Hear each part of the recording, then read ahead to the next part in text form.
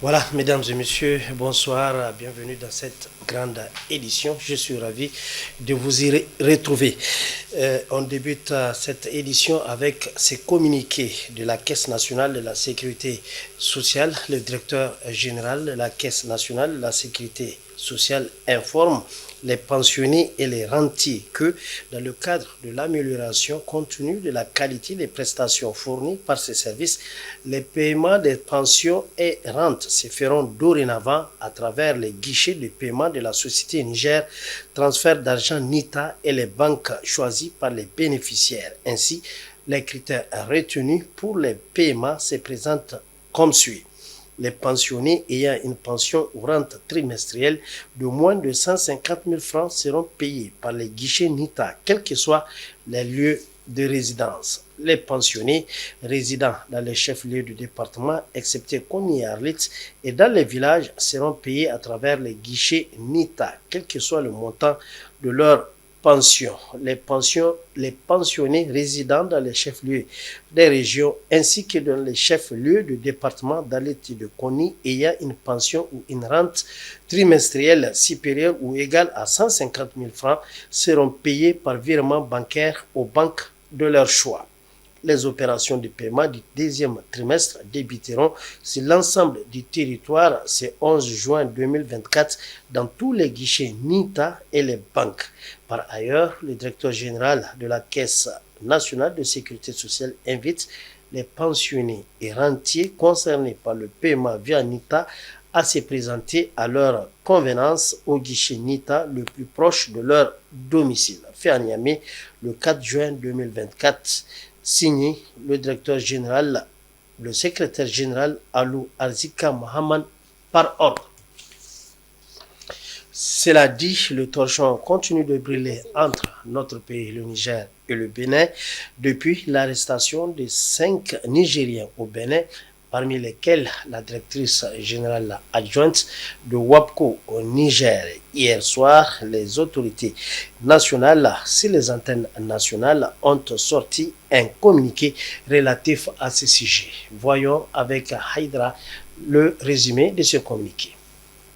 Le Conseil national pour la sauvegarde de la patrie accuse le Bénin d'avoir kidnappé et gardé en otage 5 agents du WAPCO Niger. Selon le communiqué du CNSP, les 5 agents du WAPCO Niger sont détenus depuis le mercredi 5 juin 2024 alors qu'ils sont en mission de supervision du chargement du pétrole brut nigérien au niveau de la plateforme de Sémé. Selon toujours ce communiqué, les 5 Nigériens sont accusés de vouloir porter atteinte à la sûreté de l'État du Bénin. Toutes ces personnes kidnappées et gardées en otage ont pourtant pris un vol régulier en accomplissant toutes les formalités aéroportières au départ de Niamey comme à l'arrivée à l'aéroport international Cardinal Bernardin Gantin de Cotonou. C'est par un communiqué de presse du procureur spécial près la Cour de répression des infractions économiques et du terrorisme de Cotonou en date du 6 juin 2024 que le monde entier a appris avec stupeur que ce kidnapping suivi de prise d'otages serait justifié par une prétendue planification d'actes d'atteinte à la sûreté de l'État du Bénin. Les Nigériens et les Chinois se seraient ainsi associés en terre béninoise pour porter atteinte à la sûreté de l'État du Bénin en sabotant leurs propres biens. Selon le CNSP, cette manœuvre des autorités béninoises constitue la énième violation des accords et conventions qui lient les deux pays dans le cadre du transport du pétrole brut nigérien. C'est pourquoi le CNSP interpelle la partie chinoise à jouer son rôle de partenaire stratégique en vue de faire respecter les clauses de contrat qui lient le Bénin, le Niger et la Chine. Il revient à la République populaire de Chine, partenaire stratégique dans l'exploitation du pétrole nigérien, de prendre ses responsabilités en s'engageant clairement dans le respect de toutes les clauses contractuelles. Fustigeant le comportement des autorités béninoises, le CNSP assure que le Niger usera de tous les moyens pour obtenir la libération sans condition de ses citoyens. Le Niger entend prendre toutes les dispositions pour obtenir la libération sans condition de ses citoyens pris en otage, défendre ses droits et préserver ses intérêts vitaux. la République du Niger et son peuple tiennent pour seul responsable le président Patrice Talon de toute violation de l'intégrité physique et morale de ses citoyens. Depuis le coup d'État du 26 juillet 2023, les relations entre le Niger et le Bénin se détériorent de plus en plus, renforçant la méfiance de l'État nigérien vis-à-vis du Bénin. Par rapport toujours à ces communiqués du CNSP, retenez que les autorités ont annoncé prendre toutes les dispositions pour obtenir sans condition la libération des citoyens arrêtés le 5 juin dernier à Sémé et de défendre, préserver aussi par tous les moyens les intérêts vitaux de notre pays. Une de nos équipes a recueilli l'avis de l'analyste politique Issoufou Kado par rapport aux conséquences de ce communiqué. Ousseina Assoumi, Ibrahim Idi. Dans son communiqué en date du 8 juin, rappelant à l'opinion publique les conditions dans lesquelles les 3 accords de l'exploitation du pipeline ont été signés entre le Niger, la République populaire de la Chine et le Bénin, le CNSP a affirmé qu'il usera de tous les moyens pour libérer ces 5 citoyens détenus au Bénin. L'analyste politique Issoufou Kado craint que le Niger fasse recours à la force. Si les négociations pour les libérer n'ont pas abouti, certainement le Niger va utiliser la force. Je ne souhaite pas qu'on soit arrivé à ça. À mon avis, et peut-être il y aura des négociations, le Bénin comprendra qu'il n'a pas intérêt à garder des ressortissants nigériens sous des faux prétextes parce qu'il est utilisé par une puissance. Le Bénin a plus intérêt à venir s'asseoir sur une table de négociation avec le Niger et se conformer aux conventions qu'il a acceptées librement de signer avec le Niger. Toujours dans le communiqué, le CNSP dit qu'il revient à la République populaire de la Chine, partenaire stratégique de l'exploitation du pétrole nigérien, de prendre ses responsabilités. Issoufou Kado estime que c'est plutôt au Niger d'agir car les enjeux sont d'ordre politique et géostratégique. En réalité, c'est les Chinois qui ont accepté à ce que le pipeline-là passe par le Bénin. Au début, ce pipeline-là devrait passer, je crois, par le Tchad. Après le Tchad, les gens ont exploré même de passer par le Nigeria. Il y avait 3 pays qui ont été retenus. Finalement, c'est le Bénin qui a fait le lobby et les gens, avec nos commerçants qui disent que le port de Cotonou est le meilleur, ça leur facilite les transactions. C'est ça qui a permis de retenir le port de Cotonou. Maintenant, si Talon ne veut pas d'une coopération sincère entre les pays voisins qui ont des relations séculaires de fraternité et de bon voisinage, s'il veut mettre en cause tout ça, le Niger n'a pas de choix que de chercher une autre voie. Moi, à mon avis, c'est de créer des raffineries sur le sol nigérien, créer un port sec, par exemple, à Gaïa. Maintenant, notre pétrole, qu'il soit brut et raffiné, tout celui qui veut l'acheter, il vient à Gaïa l'acheter et prendre pour partir. Passer par d'autres pays, tout ça. Les régimes au Togo peuvent changer. Le régime au Tchad, ça peut changer et les grandes puissances peuvent manipuler. Pour éviter l'escalade et venir à bout de ce problème, l'analyste politique Issoufou Kado propose aux autorités d'être stratèges comme le fait président Tandja Mamadou, qui a pu régler en 2005 le conflit de l'île de l'Été par la voie juridique devant la Cour de justice internationale. Voilà, cette affaire défraie la chronique dans notre pays. Retenez qu'elle a été cet après-midi au centre d'une déclaration des acteurs de la société civile nigérienne. Souleymane Ousmane et Ibrahim Amadou nous en dit un peu plus.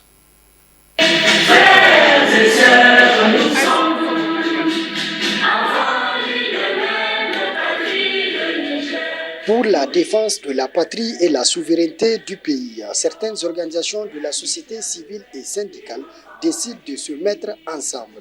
Ainsi, dans cette première sortie médiatique, ces organisations de la société civile et syndicale ont condamné l'arrestation des 5 Nigériens au Bénin et apportent leur soutien ferme au CNSP dans sa démarche pour la souveraineté du pays.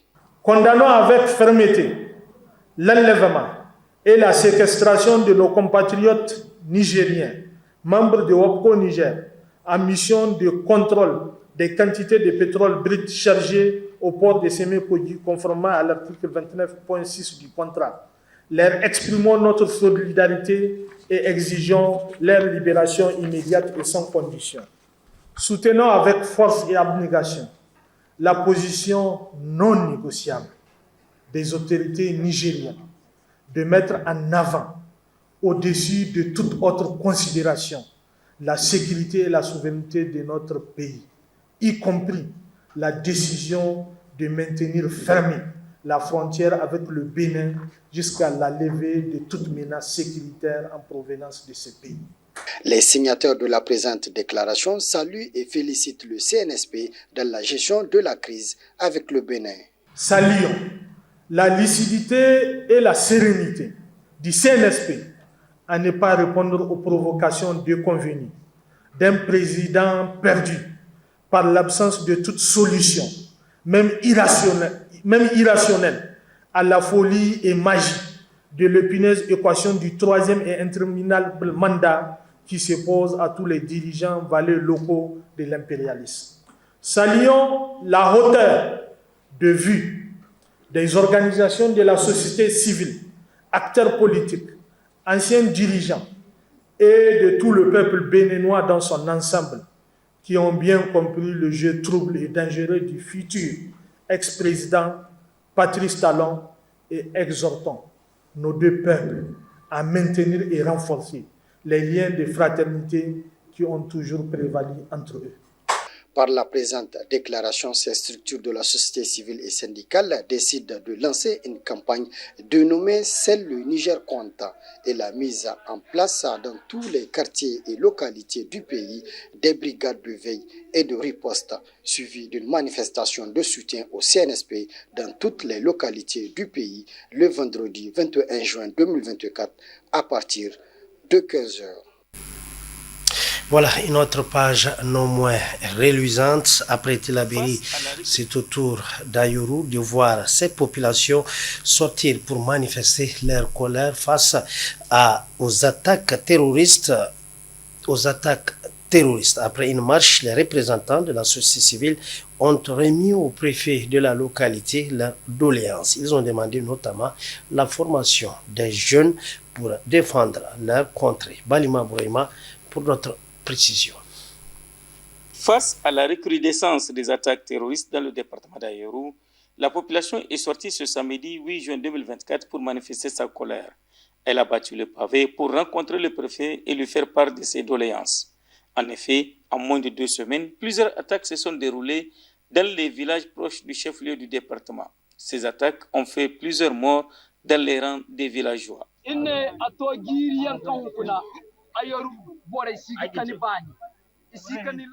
Cela fait 9 ans que la population d'Ayoru n'est pas en sécurité. Depuis que nous l'entendons au loin, l'insécurité est arrivée aux portes de la ville avec l'arrivée massive des déplacés dans la ville d'Ayoru. Tous les villages situés entre Ayoru et Baïbatang se sont vidés de leur population. Aujourd'hui, même les îles se sont vidées.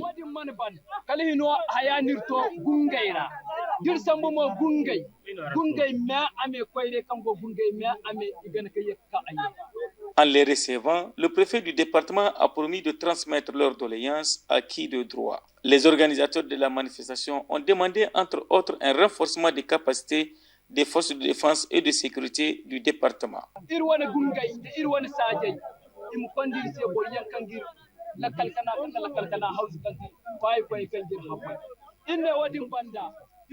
Nous avons besoin des militaires qui vont sécuriser nos îles et nos villages.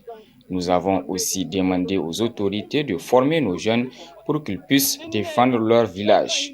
Tout l'espoir fondé avec l'arrivée des militaires s'est dissipé ces derniers temps.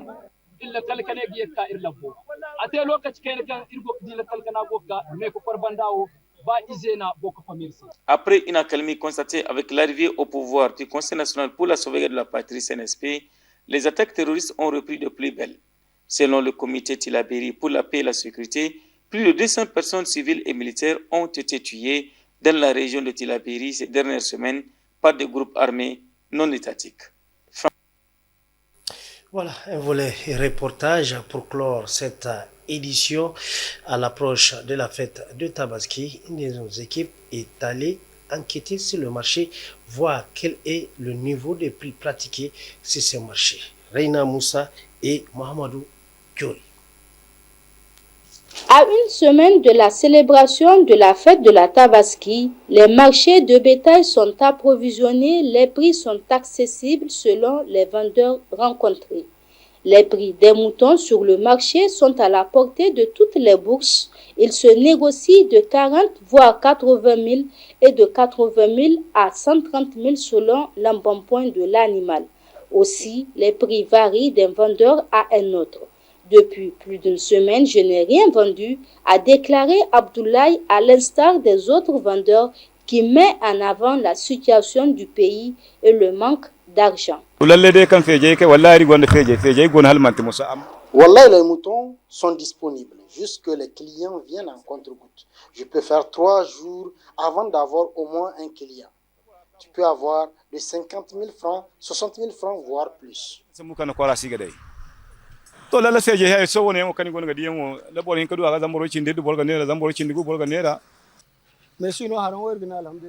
Les moutons sont disponibles ici au marché de l'aéroport. Nous sommes le marché le moins cher de la ville. Les clients viennent, Dieu merci.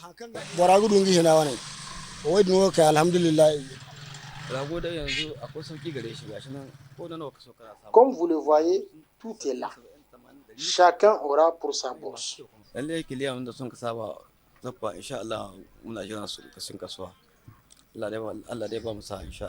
Ces vendeurs lancent tout de même un appel à la clientèle. Nous appelons les clients à venir. Les prix varient de 40 à 75 000 francs. Zama harino kan irko kande ya dinga irko kanda dole kada bora hin suru dai koy da nera koy dole kalime hin suru zami ga bayan kan gola bora ga bayan kan gono chacun aura pour sa iganda ko arai ya dinga irsin kan kam kyarga gani bora makan dan kan sase da ka nga hino to nan do kulul mo ligo do kan na samu so ko ngati sote. Pour cette Tabaski 2024, beaucoup de revendeurs risqueront de ramener leur bétail au bercail. Bien qu'approvisionnés, on n'enregistre pas une grande affluence. Il faut noter que la fête de la Tabaski est l'une des plus importantes fêtes de l'islam après celle qui célèbre la fin du Ramadan. Malgré la morosité économique dont fait face la population, bon nombre de pères de famille, sous la pression de leurs épouses et de leurs enfants, sont contraints d'acheter le précieux sésame pour sauver les appareils.